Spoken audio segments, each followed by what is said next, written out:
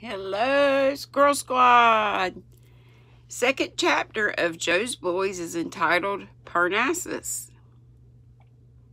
Or that's what it looks like to me. It was well named, and the muses seemed to be at home that day, for as the newcomers went up the slope, appropriate sights and sounds greeted them. Passing an open window, they looked in upon a library presided over by Cleo Galliope, I'm sure I messed that up, and Urania, Melpomene, and Thalia were disporting themselves in the hall, where some young people were dancing and rehearsing a play. Arato was walking in the garden with her lover, and in the music room, Phoebus himself was drilling a tuneful choir. I'm sure I screwed all those names up. A mature Apollo was our old friend Laurie, but comely and genial as ever, for time had ripened the freakish boy into a noble man. Care and sorrow, as well as ease and happiness, had done much for him, and the responsibility of carrying out his grandfather's wishes had been a duty most faithfully performed. Prosperity suits some people, and they blossom best in a glow of sunshine. Others need the shade and are the sweeter for a touch of frost. Laurie was one of the former sort, and Amy was another, so life had been a kind of a poem to them since they married, not only harmonious and happy, but earnest, useful, and rich in the beautiful benevolence which can do so much when wealth and wisdom go hand in hand with charity. Their house was full of unostentatious beauty and comfort, and here the art-loving host and hostess attracted and entertained artists of all kinds. Laurie had music enough now, and was a generous patron to the class he most liked to help. Amy had her protégés among ambitious young painters and sculptors, and found her own art double dear as her daughter grew old enough to share its labors and delights with her, for she was one of those who proved that women can be faithful wives and mothers without sacrificing the special gift bestowed upon them for their own development and the good of others. Her sisters knew where to find her, and Joe went at once to the studio where mother and daughter worked together. Bess was busy with the bust of a little child, while her mother added the last touch to a fine head of her husband. Time seemed to have stood still with Amy, for happiness had kept her young, and prosperity given her the culture she needed. A stately, graceful woman who showed how elegant simplicity could be made by the taste with which she chose her dress and the grace with which she wore it. As someone said, I never know what Mrs. Lawrence has on, but I always receive the impression that she is the best-dressed lady in the room. It was evident that she adored her daughter, and well she might, for the beauty she had longed for seemed, to her fond eyes at least, to be impersonated in this younger self. Bess inherited her mother's Diana-like figure, blue eyes, fair skin, and golden hair tied up in the same classic knot of curls. Also, never-ending source of joy to Amy, she had her father's handsome nose and mouth, cast in a feminine mold. The severe simplicity of a long linen pinafore suited her, and she worked away with the entire absorption of the true artist, unconscious of the loving eyes upon her, till Aunt Jo came in, exclaiming eagerly, "My dear girl, stop your mud pies and hear the news." Both artists dropped their tools and greeted the irrepressible woman cordially, though genius had been burning splendidly and her coming spoilt the precious hour.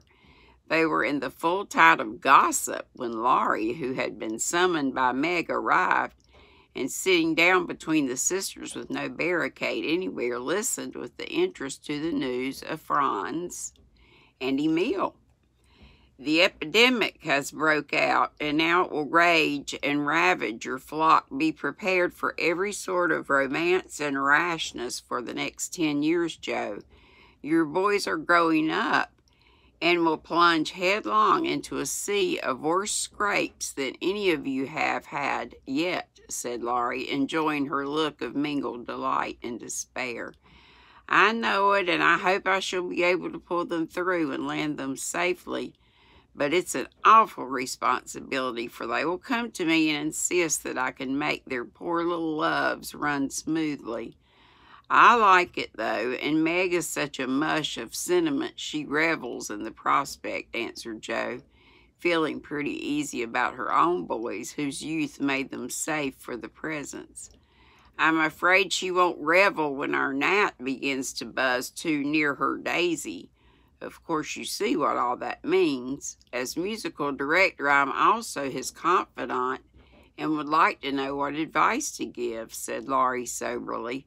Hush, you forget that, child, began Joe, nodding towards Bess, who was at work again. Bless you, she's in Athens and doesn't hear her work. She's off in her own world.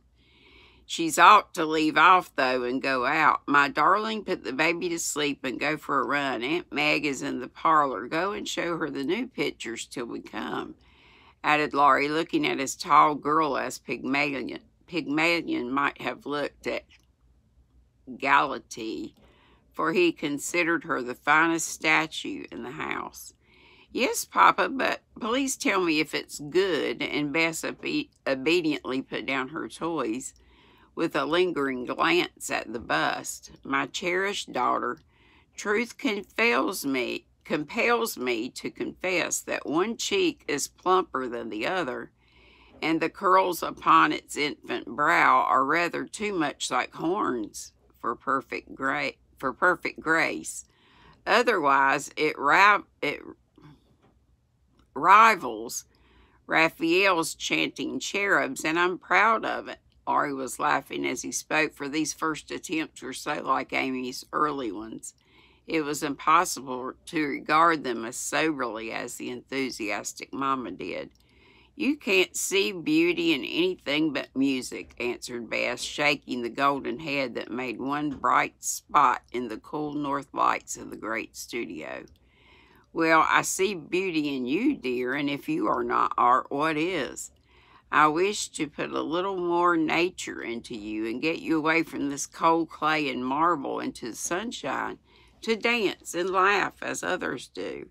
I want a flesh and blood girl, not a sweet statue in a gray pinafore who forgets everything but her work.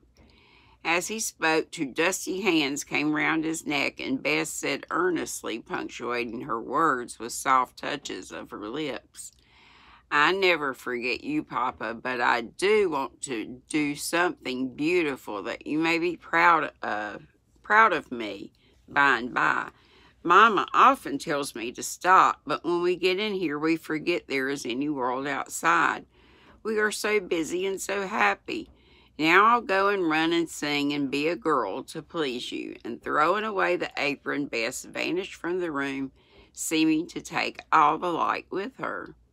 I'm glad you said that. The dear child is too much absorbed in her artistic dreams for one so young. It's my fault, but I sympathize so deeply in it all. I forget to be wise, sighed Amy, carefully covering the baby with a wet towel.